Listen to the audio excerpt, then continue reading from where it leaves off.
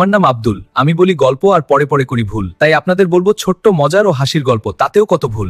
শুনেন মনোযোগ দিয়ে, মাঝে সাঝে করতালি দিবেন, শুনবেন উৎসাহ নিয়ে। এবার তাহলে বলতে শুরু করলাম। এক কৃষকের ছিল একটি গাধা ও একটি গরু। কৃষক বোঝা আনা নেওয়া ও চলাচলের বাহন হিসেবে গাধাকে আর গরুকে দিয়ে হাল চাষ, গম ও ধান মাড়াইয়ের কাজে ব্যবহার করত। একদিন সকাল থেকে সন্ধ্যা পর্যন্ত এক নাগাড়ে গরুকে দিয়ে চাষাবাদ করে ঘরে ফিরল। গাধা ও গরুর কথা শুনুন। মানুষ কত কি যে করায় গরু দিয়ে, মানুষ আর মানুষ হল না। আরে বাবা, ঢয়েছে কি? বিড়বিড় করে কি বলছো? তোরা গাধা, আমাদের দুঃখ কষ্টের কি বুঝবি? আমাদের দুঃখ কষ্ট কেউ বুঝে না রে, কেউ বুঝে না। বুঝবো না কেন? অবশ্যই বুঝবো। তাছাড়া তুই যেমন বোঝা টানিস, আমারও তেমনি বোঝা টানিস। আমাদের মধ্যে তফাৎটা কোথায় দেখলি? তফাৎ অবশ্যই আছে। গাধাকে বোঝা টানা ছাড়া আর কোনো কাজে আসে না, কিন্তু জমি চাষ, ফসল মাড়াই ইত্যাদি কষ্টের কাজ করতে হয়। কাজ শেষ হওয়ার পর ব্যথা বেদনায় সারা রাত চোখে ঘুম আসে না। তোদের কি এত কষ্ট করতে হয়? গরুর কষ্টের কথা শুনে গাধার মনটা খারাপ হয়ে গেল।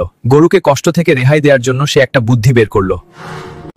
তুই যদি চাস তাহলে আমি এমন একটা বুদ্ধি দিতে পারি যাতে তোকে আর মাঠে যেতে হবে না। গাধার মাথায় আবার বুদ্ধি আছে নাকি? না না, তোর অনুযায়ী চলতে গেলে আমার বিপদ আরো বাড়বে।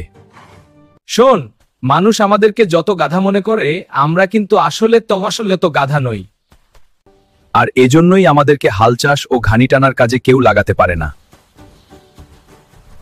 তুই একবার আমার কথা অনুযায়ী কাজ কর, তাহলে দেখবি তুইও আমার মতো সুখে থাকবি। ঠিক আছে, বল দেখি তোর বুদ্ধিটা কি? অসুখ হবার ভান করবি আর হাত পা সোজা করে শুয়ে হাম্বা হাম্বা করে উফ আহ করবি, দেখবি কাজ হবে। কৃষক এসে গরুকে উঠানোর চেষ্টা করে ব্যর্থ হলে তখন বাধ্য হয়ে গোয়াল থেকে বের হলো। অন্য উপায় বের করার কি করব? ধন্যবাদ গাধা।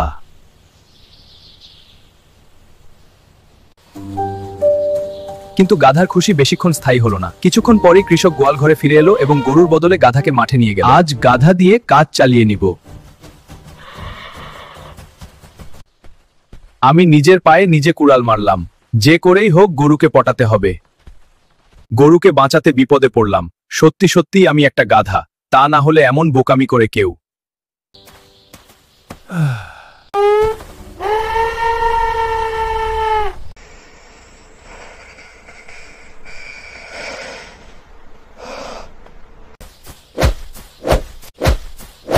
মূর্খ কোথাকার! দেখতে পাচ্ছিস গরুটা অসুস্থ হয়ে পড়েছে, তবুও কুড়ামি। তোর দুধ কোনো কাজে আসে না, গোশতেও কোনো ফায়দা নেই। আজ যদি কাজ না করিস তাহলে মেরে ফেলবো। আমি নিজের পায়ে নিজে কুড়াল মারলাম। যে করেই হোক গরুকে পটাতে হবে। মাঠ থেকে এলি নাকি? এবার নিশ্চয়ই দেখেছিস কি কঠিন কাজই না আমাদের করতে হয়। না না, মোটেই কঠিন নয়। আমার তো মনে হয় খুব আরামদায়ক এবং সোজা, কিন্তু একটা বিষয় আমার মনটা খারাপ। তোকে বললে কষ্ট পাবি। হাল চাষের চেয়েও কষ্টের কিছু আছে নাকি? ঠিক আছে, খুলে বল, কষ্ট পাবো না।